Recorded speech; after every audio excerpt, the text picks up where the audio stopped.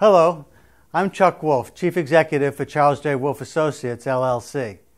As a motivational speaker and a leadership consultant and executive coach and trainer, I often work with very successful people in their companies. Since many can't afford a professional, I volunteer to host a radio talk show called The Emotion Roadmap, Take the Wheel and Control How You Feel, on a nonprofit community radio station in Bridgeport, Connecticut, WPKN.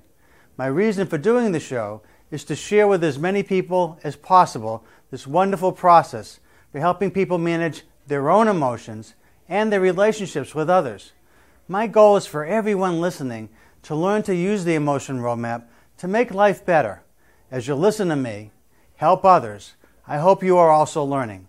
As a Simsbury resident, I'm delighted to be able to make the show available through Simsbury TV. To learn more, go to my website, www.emotionroadmap.com. Thank you for listening and watching. And this is Chuck Wolf. You're listening to WPKN 89.5 FM, listener-supported radio. And I hope you enjoyed, as I do, always listening to Carl Frano. And also, if you didn't know it already, this is a fundraising week for the station. And the topic today is about keeping people engaged. I want to talk about this because I have an upcoming series I want to do on this idea of engagement and how do we keep listeners engaged? How do we keep programmers engaged? How do we keep volunteers engaged? That's what we're about at the station. We hope that you are engaged. And while I won't talk about fundraising beyond this moment in the beginning of the show, I do want to ask you to at least consider going to our website. If you like what you hear on our talk radio shows, if you like what you listen to in this wonderful world of music that you get to listen to all the time on WPKN, I hope that you'll take the time to go to WPKN.org and make your contribution to help keep us afloat. We appreciate you, and I know that when you do volunteer your time or your money, that you are appreciating us as well. And if you didn't know it, we got an award this year for one of the best, most innovative radio stations around doing community radio. And I hope that you are a regular listener. And if you just happen to be tuning in, I hope you get to spend lots and lots of your time listening to this wonderful station. My show is The Emotion Roadmap. Take the wheel and control how you feel. And I'm Chuck Wolf. And I'm part of our hour-long series at noontime during the middle of the week. And this show is about helping people deal with emotional challenges.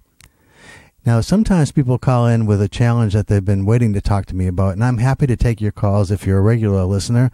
I want to thank you for tuning in, and I also want to be available to you to answer your questions. I always come in with topics because I know sometimes that people are not always comfortable calling into the radio station with something personal or professionally challenging, and so I like to have a topic or two that I want to talk about when I first come on to the show. At the same time, though, I know I have regular listeners that tune in all the time, and thank you so much for tuning in today. And if you have something you'd like to talk to me about, I give you the number, and you're welcome to call, and I'll try and help you. First, let me just spend a moment for anybody that might be new to the show, just talking about what I do on the show. The show is all about helping people deal with challenges in their lives. Sometimes I find, in fact, oftentimes I find when smart people are stuck, it's almost always because something emotional is happening either inside them or inside somebody that they're dealing with. Now, if you think for a moment of your own personal and professional life, and you consider places where you're uncertain how to proceed, you're a little confused about what to do next. You have a major decision or a conflict or a situation that's very challenging that you're facing, and you're really uncomfortable taking that next step. You're really unsure what to do. My guess is if you stopped and asked yourself, well, how am I feeling emotionally? You'd see that the emotion is part of what's going on that's making it difficult. Good critical thinkers, excellent problem solvers, often get stuck when something emotional is in play because we don't have a lot of experience or training or knowledge or expertise in dealing with emotions. I've been privileged in my career to have the opportunity to work with very brilliant people, some of the pioneers in the field of what's called emotional intelligence. One of whom is the president of Yale University, Peter Salovey, and his colleague, Jack Mayer, who's a professor at the University of New Hampshire. These two gentlemen were the authors of the original study that catapulted emotional intelligence into worldwide recognition, and Daniel Goleman was someone who promoted and publicized information about emotional intelligence that built on their work, added some additional ideas, and there's a lot going on all over the world today in this field. Well, one of the things that I did early on when this was first emerging about 20 years ago was I got asked to be involved with Peter Salovey and Jack Mayer and help them to find a way to make what they were learning about in laboratories and in field studies, make it practical, make it useful, make it something that people could do something with. If there really was this idea of an emotional intelligence, what could you do with emotional intelligence? What could you learn from it, and how could it make life better? Now, my vision and mission for my life has always been about helping people make a meaningful, positive difference in their lives. And I hope to do that for you on this show. And so what I helped them create and became my own innovation was this idea of an emotion roadmap. And again, the show's called The Emotion Roadmap, Take the Wheel and Control How You Feel. And I'm Chuck Wolf, your host. So this emotion roadmap is my creation that helps people understand how to be proactive, how to be strategic and tactical in dealing with one's own emotions and emotions of others that you have to be dealing with. Sometimes it's people that you're dealing with at home that you love. Sometimes it's people at work that you don't even like, but you have to deal with. In all those situations, emotions are always present. Sometimes they're the most important variable in play that makes a difference in terms of how you actually move forward and whether or not you're successful. So I help people be more successful, develop a plan of action that capitalizes on this whole science of emotional intelligence and this idea of an emotion roadmap. And an emotion roadmap basically has as a foundation the idea that when you're feeling something very powerfully and you recognize that that feeling isn't helpful, then I ask you to think about what would be ideal to feel. If you could magically change the feelings that you're having to ones that would be more ideal, what would they be? The one example I think is pretty easy for everyone to understand I like to use is that, say you have an important presentation to make or a speech to make or somehow you're going to be in front of a group of people and that you want to impress them somehow and you're feeling anxious. And you want to feel confident. How do you do that? How do you do that? So that's what the show is about. Helping people move from a feeling that isn't particularly helpful to a feeling that is far more ideal. So if you're a regular caller and you're waiting to call in, now's the time. It's 203-336-9756. 203-336-9756. So, if you've got something that you've been waiting to talk to me about, I'm happy to talk with you about it right now, or you can wait, and I'll be talking about a particular topic that I'd like to engage listeners about. But again, I'll give you the number because I always like to at least allow a few minutes at the beginning of the show, if someone's been waiting to call in, to make the call now. And if you've got something that you're wondering, should I call, shouldn't I call? If you're a regular listener to the show, you know that just about everybody that makes that call, that takes that leap of faith that maybe this strange person at the other end of the microphone, this Chuck Wolf, might actually be able to help me with something where I'm stuck, something important to me. The beauty of the show is if you call in and I help you at the same time I'm explaining how I'm helping you by talking about the emotion roadmap. And my goal is for everyone to learn how to use this emotion roadmap in their own lives. Most people can't afford to hire a professional consultant or expert to come into their lives. Oh, here's my first call. Hi, this is Chuck Wolf. You're on the air. Who am I talking to? Yeah, my name's Ed. Hi, Ed. How you doing? I'm well. How are you today? Pretty good. Thanks for the call.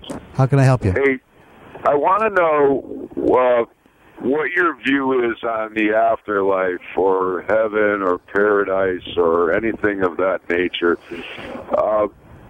I'm just curious because I've been, studying the Bible of late, and going back centuries, it seems, it states that you die and your soul is, well, this is what I'm trying to get at. Is it suspended, do you think, somewhere, and then we're waiting for the revelation? You know, is everybody in some kind of stasis? Do you have any idea how that might work? Well, of course, you're going to get just an opinion because I don't have any expertise in knowing what happens to you when you die, of course. But I think all the other calls following yours are going to be a little easier to answer. But you're asking me about my personal belief, and I'm happy to tell you about that. And so I tend to be a pragmatist, and I look at the choice of is there an afterlife or is there not an afterlife, and I can't see any upside to believing there's no afterlife. Right. So just from a pragmatic, practical point of view, I want to believe that there's an afterlife. And I think that the idea of, the universe is, we're all connected at some level. I absolutely believe that. And I think through physics and mathematics and other very scientific ways, we can understand how we're all connected in different ways. And so I do think that there might be some kind of afterlife where something of a soul exists. I don't think the body stays. I don't think the personality necessarily stays. But is there a place where you go and you see people from the past that have since passed on? I tend to find some comfort in believing that. I have no way of knowing. The only way you know that is to die and see what happens. And then if you call it fate. Yeah. So if I'm wrong, I'll never know it. And if I'm right, I get to say I was right when I get up there. So that's how I think about it. I find it comforting. I know some people say, "Well, it's a crutch." Well, I mean, again, my point of view is simple on this. It's like, how do I want to feel, right? I mean, that's what my show's about. I want to feel as though there's the possibility that exists, and so I ask myself if I want to believe or I don't want to believe. I want to believe, and so I choose to, and I see no downside to that. Yeah, it's comfortable to believe that because, right? Like one of my thoughts is, well, me personally, I figure I've just been a major screw-up. I was born with a pretty high level of intelligence and squandered just about every opportunity. And I know you don't get a do-over, but like one of the things I was wondering is, well, do they have cars in the afterlife, or would you get to take up a hobby that you never were any good at, or things like that? So I guess it's all a matter of faith and wanting to believe, and then trusting in what you were, taught when you were a child. Because I like to say I'm like a recovering Catholic, because I realize there's a lot in that dogma that just doesn't line up with, say, what a true the Christians claim. As far as for example, not having a false God, right? So I think about my aunts and any of my antecedents who were devout Catholics and went to all of these other, celebrations for these other saints and stuff.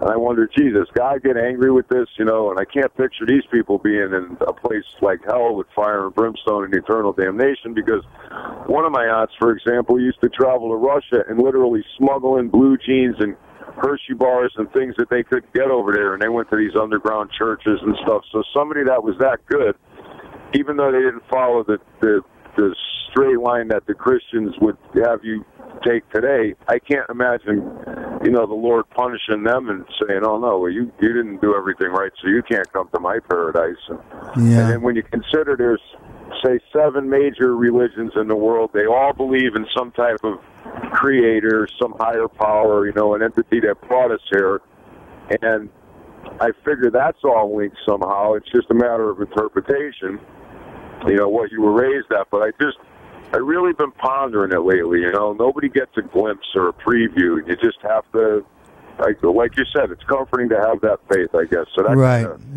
I guess the one thing I'd say in closing, there's somebody else trying to call, so you're welcome to call back in a moment. But one of the things I'd say in closing is that I tend to think religion also has. It feeds a topic I want to talk about today, which is this idea of engagement. And religions across the board have had a hard time engaging people in recent times, and I think that part of the emphasis on what might make religion more attractive to people is all the good stuff that's associated with religion. But we all know and have seen that there's also a lot of negativity sometimes when we tend to view only our way of thinking is the right way and the only way. And again, and sometimes not leaving room for somebody else's beliefs. Yeah, so I tend to be very tolerant of lots of people's beliefs as long as they're not harmful to anyone else and as long as they're not harmful to that same person. So I tend to look at religion as something that provides some guidance that people find enjoyable at times. Also, at times, I think it goes off the rails a little bit when people look at the things inside religion that take them down a dark path. So I think you have to, be thoughtful and mindful and spiritual. I tend to favor spirituality in terms of my own way of thinking about life and what I feel and believe. So, but I welcome the call, Ed, and I appreciate your calling in. I don't know if I've helped you at all, but I tend to ask myself, how do I want to feel about things, and then I try to choose the feeling that makes me feel the best, that's most useful to me, and that's what I never really thought about it this way about religion and afterlife, but in your asking the question, I'm thinking that's the way I answer it. Well, no, that's good, because I was basically looking for your view. I listen to you a lot and trust your opinion, and which is what it is. So yeah, no, that makes sense to me. It does, it sounds feasible. And again, it's all about faith, what you believe in, treat others as you wish to be treated, and just hope for the best in the end. I mean, because we can't, think about the snake handlers. That's crazy. Eventually the snake's going to bite you. So, all right, hey, thanks. Have an enjoyable day. Thanks a lot, Ed. Thanks for the call. Bye-bye now.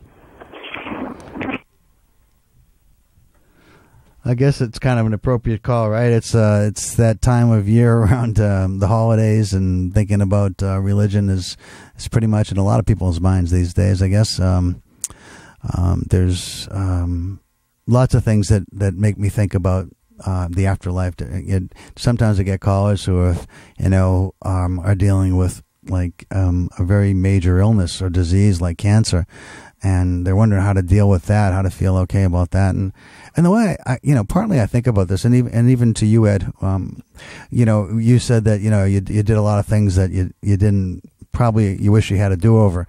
I always believe that, every day in a sense is a new day with new opportunities, and whatever's happened in the past, I think you want to learn from it as best you can. I mean, sometimes there are situations with people that, you do want to ask for forgiveness if you really wrong somebody. Sometimes you get it, sometimes you don't. But you can always do a kindness for someone going forward. So I do believe that whatever's taken place in the past, sometimes an awareness and a sensibility and a morality show up late in life as opposed to early on. And if that's the case for anyone listening, that doesn't mean that you can't make the best of every day going forward. And for those people who have had a diagnosis of cancer and, they sort of know the time frame for when it's all going to end for them, I think we all know it's going to end, right? We all know it's going to end. So the question of knowing that it's going to end in 3 months or 3 years instead of sometime, it just forces you to pay attention to every day and to value every moment in meaningful ways, to do what you can to make the world a better place. That's partly the mantra I try to live by, and most days I'm pretty good about it. But I have a show that gets listened to a lot. That was a show that I did some time ago. It's called "Just Good Enough is Perfect," because none of us are perfect. I was just talking to a friend of mine who's dealing with a relationship issue, and he and this woman are thinking about getting together, and they love each other, but they haven't been able to stay together for a variety of reasons every time they've tried it. But I think that, they're both aging, and they're both at the place now where neither one of them wants to be alone. And so they're willing to try and really hard to get past the things that have derailed them in the past. And in thinking about that, I said, there's going to be days, if you do this, where you do get together and you start a new life together, then you're going to say, I hate this. I hate this. I wish I never did this. I'm so sorry I made this decision. And I said, but most of the days aren't going to be like that. And when you have a day like that, realize that, hey, it's just part of the deal that I signed on for. And you know what? The deal's a good deal, and this is a bad day. And I recognize that. And I'm going to have some bad days because life isn't perfect. But it is good enough. It is good enough. and it's better than what I had, and I'm very thankful for what I got. So something to think about, folks. All right, again, the number to call, in case somebody else had called, and I encourage you to call in. I hope you didn't miss your opportunity there. The number is 203-336-9756. And I do my show by myself. I don't have anybody screening the call. So if you call when somebody else is speaking, I won't be able to pick up because I'll be talking to the person that you're hearing on the radio. But I do want to talk to you, so I'll give you another moment. Again, 203-336-9756.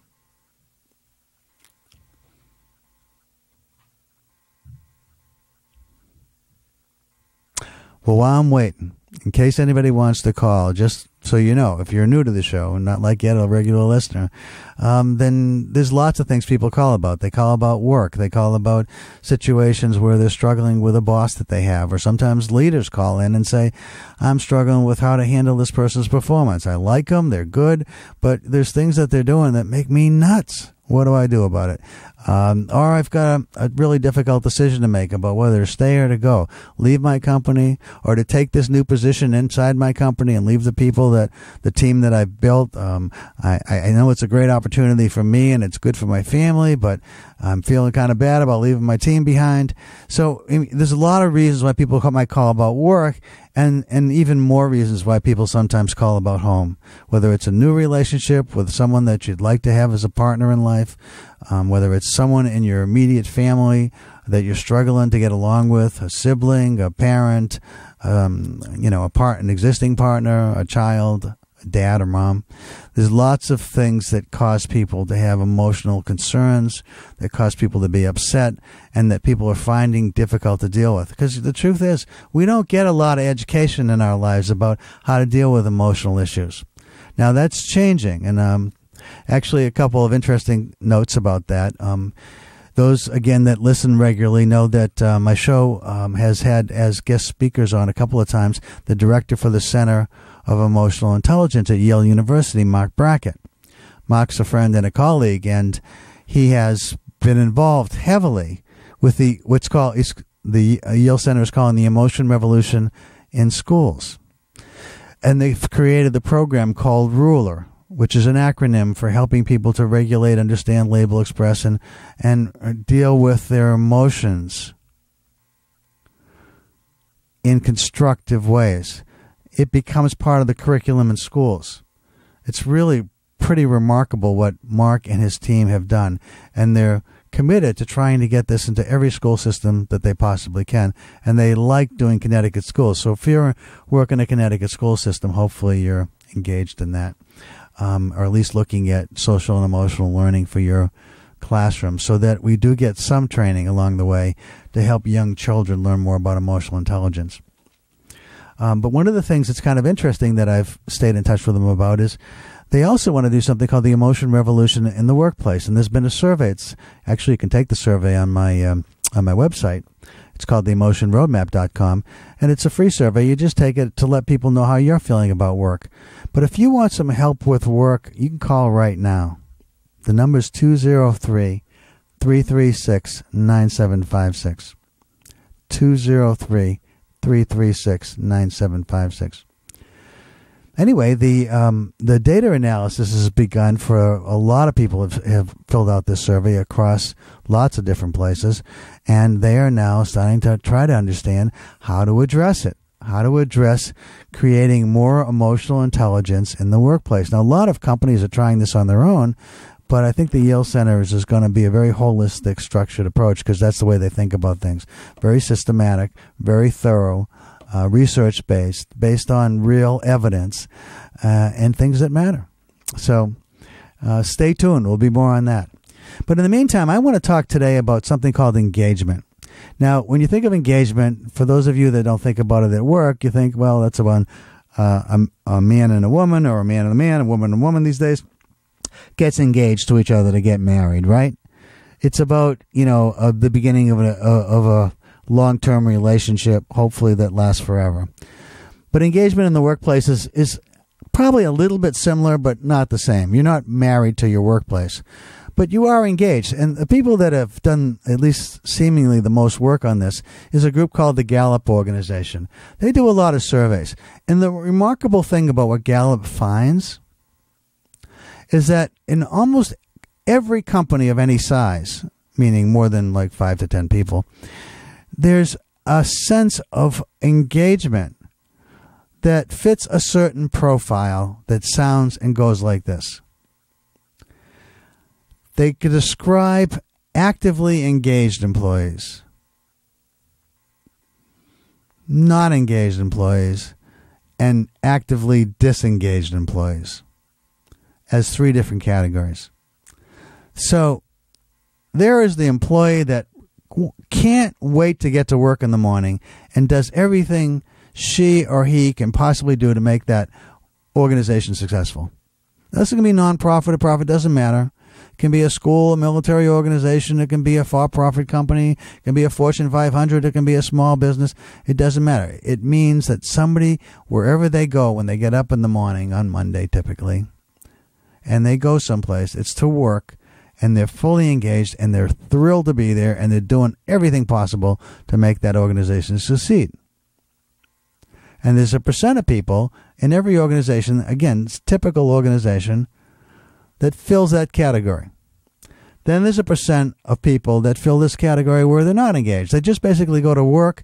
They're not disengaged to the point where they want to sabotage or not do their jobs. They actually want to do their jobs to the degree that they can do them without having to do any extra, because simply they view work as a way to make a living so that they can enjoy their lives. And their lives aren't about work so much. They're mostly about family and friends and community and hobbies and things that they enjoy outside of the workplace.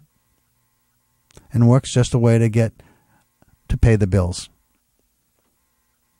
And then there's a group of people that are so upset with their work, they do very little as possible, and sometimes even try to sabotage the workplace. Now, what's fascinating to me is that Gallup consistently, year after year, and I paid attention for a lot of years, Gallup consistently finds that about 20% of the workforce is actively engaged. 60% or 61 or 2% or something like that are not engaged. And maybe 17, 18, 19%, depending on the organization, are actively disengaged. So you have almost as many people that are actively trying to sabotage the company as you do trying to make the company as successful as possible. And most people just don't care. And it's not that they don't care at all. They just don't care in a big way. They want to do their job. They want to be, successful. They want to fly under the radar, not have anybody pay any real attention to them. They want to earn a living and come home and enjoy life outside of work. And they're not really thinking about work when they're gone. So, for every company that's out there that's making profits or non-profits or hitting their financial goals successfully, if you think about your organization as typical, then you have to realize that 8 out of every 10 people in most organizations across all of North America, where Gallup does these polls all the time, don't really care much about what happens in their workplace, or at least aren't doing everything they can to support the success of their organization. 8 out of 10, that's almost everybody. And so however successful organizations are being, how much more successful could you be if you push that 60% into actively engaged, at least mildly actively engaged, and somehow you really lowered that number of disengaged, resistant employees that want to sabotage your company, that are so hateful and spiteful about what their experience has been in your company? What is all that about? It's an emotional issue, engagement. And so the way I think about this is, how can companies do better to engage people? And the reason I'm thinking about this is I've met some really interesting people recently that have got me thinking about it. One of the people I'm friendly with is someone in a very big, and I don't want to say his company yet because he's waiting to get approval, but he's in a very big, well-respected Fortune 500 company, and he's in charge of engagement. analytics at that company, meaning that he does all the surveys. If you don't know this, a lot of companies internally, every year or two, they conduct a survey to see how people are feeling inside their companies. And in those surveys, they ask questions about, do you feel empowered? Do you feel like your leader, supervisor, manager is someone that cares about you? Are your goals aligned with the organization's goals? Are your values aligned with the organization's goals? Do you have a voice in what happens in your department? Are you listened to and respected? How do you feel about the culture of the organization? Do you feel the culture of the company is trusting? Of your division is trusting? Of your department, of your team is trusting? So you'll get questions like that. And somehow that rolls up into whether or not an employee fits this category of actively engaged, some not really engaged, doing just what they need to, and then disengaged. So you can see that when you measure that, you want to know, first of all, if you don't trust your company, if that's an issue. Some people aren't going to fill out these forms truthfully because they don't trust that they're not going to be found out saying, I don't like my boss. She or he disempowers me. They're disrespectful. They never listen to me or any of the other workers. In a company that's toxic, you may not find out it's toxic because people are afraid of being identified and punished as a result of telling the truth. Or you may be in a company that's not so toxic, but you filled out these surveys in the past and you've never seen anything happen, that anything change. So, why not just say everything's average or everything's great, because it doesn't matter anyway. And I don't want my manager to find out that the people in his unit or her unit didn't rate them highly, because then they're going to be mad at us. I don't want to be part of that. So it's counterintuitive to ask people to tell you that about a boss that's terrible, to actually write down on a survey that the boss is terrible. Because what if everybody told the truth? The boss would know that everybody said that he or she was terrible. And he or she would want to punish all of you, right? Even if they had no way of knowing exactly who said what individually.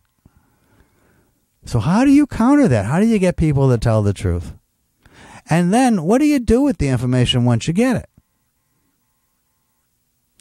Sometimes when I'm doing a keynote speech, I'll tell people, I'll ask the audience. So I'd just like to see a show of hands. How many of you, and maybe this isn't in your current organization, it could be, but maybe in an organization you've been a part of in the past, have seen someone get promoted and promoted again to very high levels for no apparent reason? Now, that too sounds counterintuitive. Why would somebody be promoted for no apparent reason? Well, here's what happens. And by the way, lots of times people raise their hands and then they laugh, because most people have seen this happen, where you see a leader get promoted, and yet the people who work for that leader find that leader really, really difficult to work for. And yet the person got promoted. How come? Well, it's because sometimes people can be gifted in relationship management. These days people are calling it emotional intelligence, and it's a part of emotional intelligence, relationship management. But in any case, they do a very successful job managing upward. In other words, they know how to relate to people. They know how to be respectful. They know how to listen. They know how to get things done. They know how to work as a part of a senior team. They just don't care about the people below them. In the same way, they know that their survival hinges on how the people above them see them. So they're not necessarily an advocate for the people below them, except for what they need to get done in order to show that they're able to accomplish their objectives. But they may accomplish their objectives through fear, through coercion, force of some kind, and yet they get promoted. So what do you do when the people above a leader rate them very highly, and the people below a leader rate them very poorly? Well, kind of depends. Is anybody in the organization really paying attention to these surveys when that happens? So in a conversation with my friend, who is, again, a colleague who is in charge of these engagement surveys in this big company, I said, what would you think it would be like if you asked, let's say you're in an organization chart. Some of you won't know what this looks like, but if you can picture at the top, there's a boss of the whole organization, usually called the chief executive officer, and underneath that person are some senior vice presidents. And underneath each senior vice president, there are a number of people reporting into the senior vice president. Let's just call them division heads.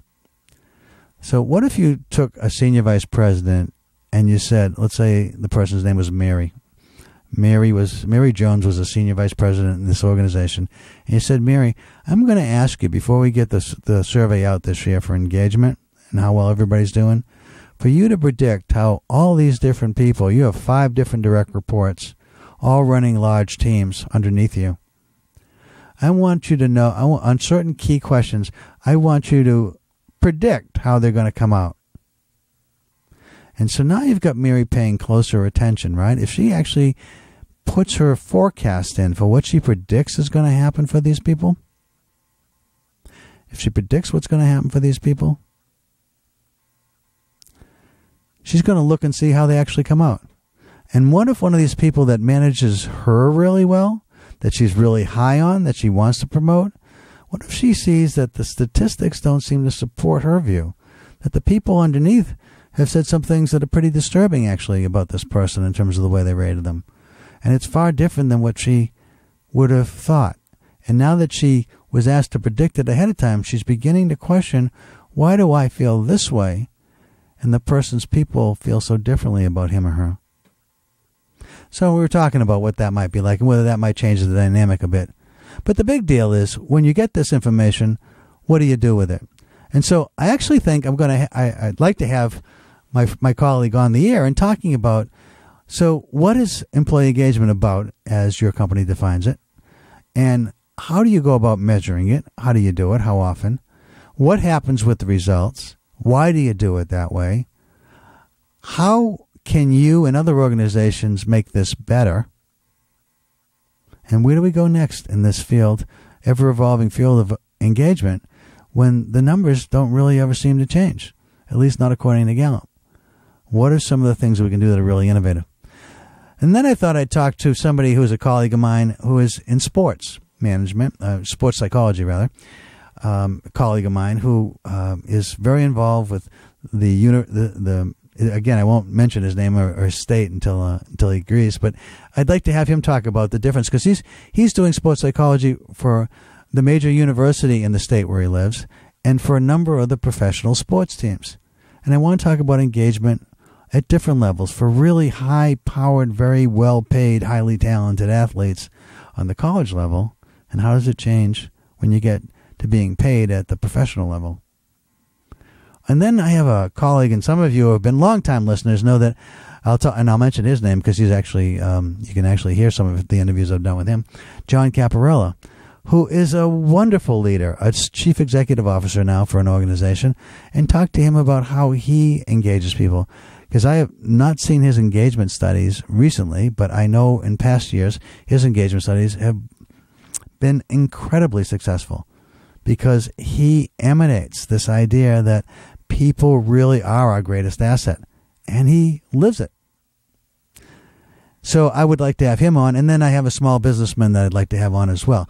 But I've talked a lot about engagement. I hope you enjoyed it. I know there's a lot of people that like to listen when I have a topic to talk about, but I'd also like it to be interactive, and I've got about 15 minutes left, folks. So what I'd like you to do is tell me about your story of engagement. Do you feel engaged at work? And if so, what is it about your workplace that engages you? And if you don't feel as engaged as you like, is there one thing that somebody at work could do to engage you more? Because I'd like it to be an interactive discussion. So for the rest of the time, I'm hoping I'll get calls about that. In the meantime, I want to just mention you're listening to WPKN 89.5 FM, listener-supported radio, serving Fairfield, New Haven, and Litchfield counties in Connecticut and Suffolk County in New York, as well as communities around the world via podcast. and we're streaming at WPKN.org. Now, if you want to listen to past shows, and there are a lot of them that are on the air now for many of us that are doing talk shows on PKN, but mine are called, again, The Emotion Roadmap with Chuck Wolf, and you can listen to them on SoundCloud. You can go to the WPKN.org page, and you can look there and click on where it says podcast, go to SoundCloud and type in Emotion Roadmap, and you should see a whole bunch of my shows. If you can't find them for some reason, you can email me and I'll send you a direct link. And the email, if you want to, by the way, I love hearing comments. If you got something you want to share and just want to say something you like about the show, or something you'd like to see different, or some other topic you'd like me to cover, write to me at CJ and then Wolf, like the animal. My name is CJ Wolf, WOLF with an E at the end. So CJWOLFE at CJWOLFE.com. So C for Charles, J for James, my last name Wolf with an E, CJWOLFE at CJWOLFE.com. And if you want a link to the podcast on SoundCloud, I can send that to you. If you want to tell me about a topic you'd like to hear me cover, I'd appreciate that as well. And also, if you want to simply write to me about something that you've really liked, it's great hearing that too. But right now, I'd like you to call. I'm going to wait for a moment or two for people to call in about something where you felt engaged at work. Something either you did as a leader, by the way. Maybe it's you as a leader that have done some things to engage your people. I'd love to hear that too. Or you felt engaged by somebody you work for, or by a company, by something the company did. And if you don't have a time that you felt engaged, maybe you have an idea about what would be engaging. And I'd love to kind of get that conversation started today. 203-336-9756. Again, I'll say it slowly. 203-336-9756. You can let me know what you think of the idea for the series. My idea for the series is simply to have this person from this Fortune 500 company on who's in charge of engagement, this sports psychologist, and then a CEO who is really great at this stuff, and then another CEO of a smaller company, and someone I've worked with pretty closely on emotional intelligence. So hopefully that sounds good to you. Again, the number, and I'm looking for you to call at this point, if you could, with your ideas about engagement. 203-336-9756. 203-336-9756. And I'll wait a moment.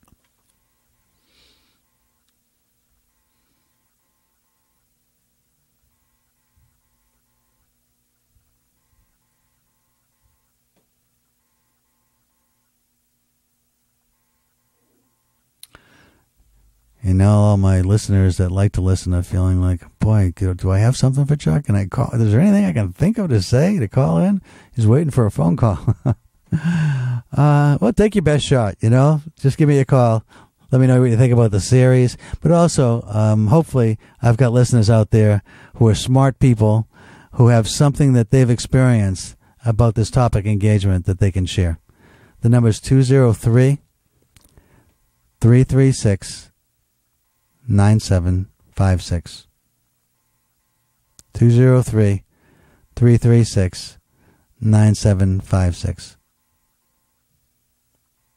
Yeah, you're leaving the show to me, I guess. Well, one of the things that I'll just tell you a few things myself that I found really engaging. I have found that when people are really good about being clear and transparent about what they're trying to accomplish, and they come in as leaders to a team and they say, okay, team, this is my goal. This is what I want to do. This is how I'm thinking about doing it. I am open to change. Not to change about the goal. The goal is pretty much locked in. But I am open to change regarding how we get there. Hi, thanks for the call. You're on the air. Who am I talking to, please? Hi, my name is Sue. Hi, Sue. How are you? I'm good. How are you? I never listened to your show before. I have to say I love it. Oh, thank you so much. I appreciate that. And I hope you get to listen more. Yeah, I do have a question for you. What happens when you're more engaged than your boss is? Well, I'm guessing that's your situation. Am I correct in guessing that? Yes, you are.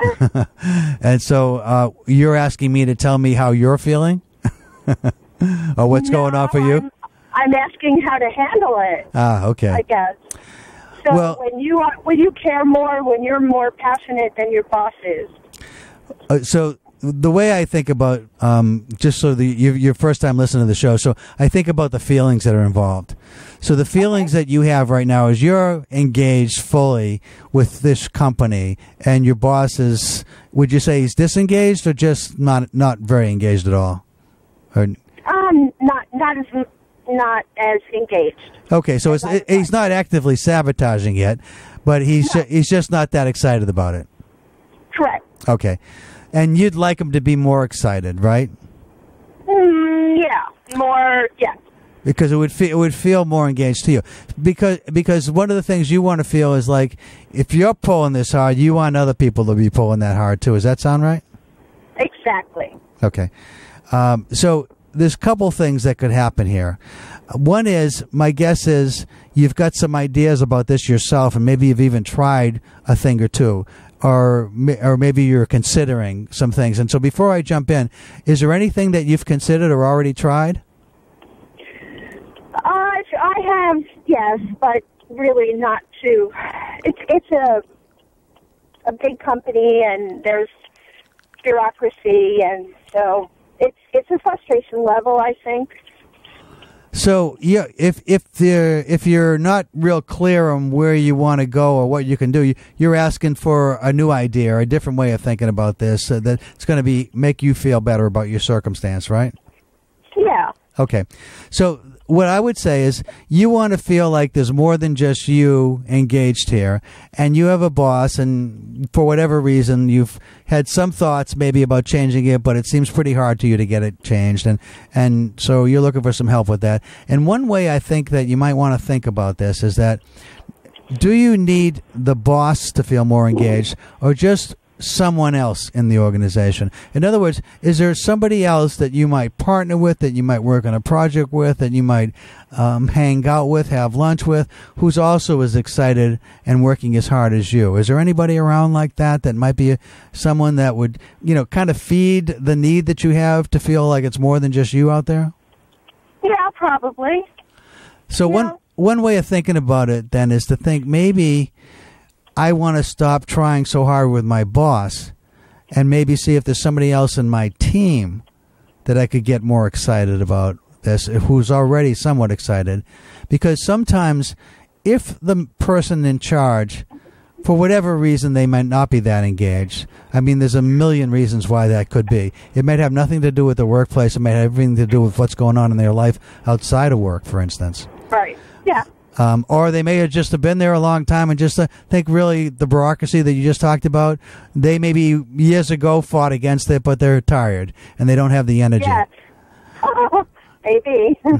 Now, if you find that you can raise the energy and engagement level of one person in your unit, it's going to feel a little better to you, I think. Would you agree? Probably. And if over time you could engage another person, in other words, if you start to build some momentum, because sometimes what you want is your feeling of engagement. There's a term for it called emotional contagion. You want it to be contagious. You'd like other people to pick up on it so that when you go in the morning, you're excited, and there's somebody else there that you can share that excitement with who's also feeling excited about being there and what you're working on. Okay, I like that. So if you can do that with one person, and this won't happen that fast for you, but if you can build it with one person and give yourself maybe 6 weeks or so to establish a relationship like that, maybe 2 months, and then maybe talk to them at some point about, hey, do you think we could engage anybody else? Who do you think we could engage to also join with us? Over time, if somebody who's sitting on top of a team finds the team starting to have this kind of feeling you have, that person potentially could get engaged as well, even though right now that seems next to impossible. But it's hard not to feel it if a lot of people on your team are feeling it. If just one person's feeling it, maybe not so much. But if you can try to build it amongst your peers, you'll feel better, number one. And number two, if it starts to build some momentum, and even if the person above you doesn't change, maybe somebody else outside the unit will see that this is a team that has a lot of energy and trying to go really hard to support the company with a leader who doesn't seem to have much vision or direction. Maybe we need to think about somebody else doing this leadership job here. Great. Thank you so much. That help? Yeah. Okay. Thank you. Well, thanks a lot for the phone call. You bet. Take care now. Bye. Bye-bye.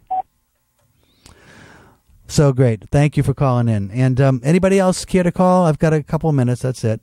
203-336-9756. Actually, with just 3 minutes left, I want to make sure that I end on time because it's important that people get their time in when they need to. So let me just tell you that, again, you've been listening to WPKN 89.5 FM, listener-supported radio. We're supported by all of you. And you've been listening to us on 89.5 FM. And we serve Fairfield, New Haven, and Litchfield counties in Connecticut and Suffolk County in New York, as well as communities around the world via podcast and streaming. Oh, we got one more call. Hi, this is Chuck. You're on the air. Who's calling, please? This is Scott. Hi, Scott. How you doing? Oh, not too bad. Good. I just got a couple of minutes, Scott, so you got something quick? Yeah, I just was, I'm working in a creative environment, and it's just, the boss's method of getting the group or the people to work, anybody, it seems kind of, I don't know, negative. And I'm just wondering how to deal with that better. It's through embarrassment or through harassment or through, I can't think of all the ways to describe it, but it's just basically negative way of getting people motivated. So you're talking about a toxic environment, really, if with those kind of negatives. Does that sound right? Yeah. Yeah. And there's nothing simple about that, Scott. Yeah. So let me just say a couple things. One is, the person who I'll have on at a later point in time, this CEO that I've worked with in the past, what he said was he was privileged and lucky enough to have a wonderful leader that he worked for when he first started out, and he gained a tremendous amount of experience knowing what the right things to do were. He then had the experience of working for somebody like you've just described. And so while this isn't an answer, and if you can, I'm on the first and second Wednesdays of each month, so I'll be on next week, and if you'd like to call back, I'm happy to talk longer about it. But I'll leave you with this. There are things that you can learn, he said, from even the most toxic leader about what not to do. And try to see if there's something that you can gain about, if I was in that spot, how would I have done this differently? How would I make this better so people respond from a positive perspective instead of being coerced or feel like they're shamed into doing something? Because whenever you get people to do things under those circumstances, you're never getting anybody's best work, and that's why people sometimes become actively disengaged. That help? That did. Okay, thanks a lot, Scott, for the call. I got to run. Okay. Take care. Bye-bye. Bye-bye. Thanks for listening, everybody. You've been listening to Chuck Wolf, the Emotion Roadmap. Take that wheel and control how you feel, everyone. And I'll be with you next week, so I look forward to talking to you then. Take care, everyone. Bye-bye now.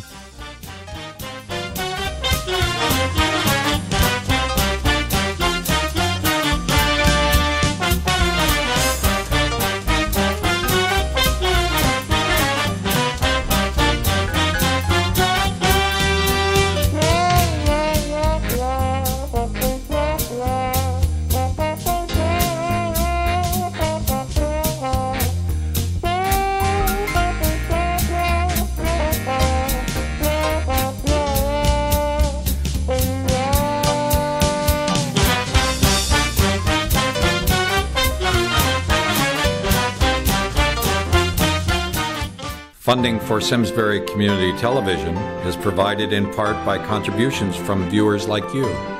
Thank you.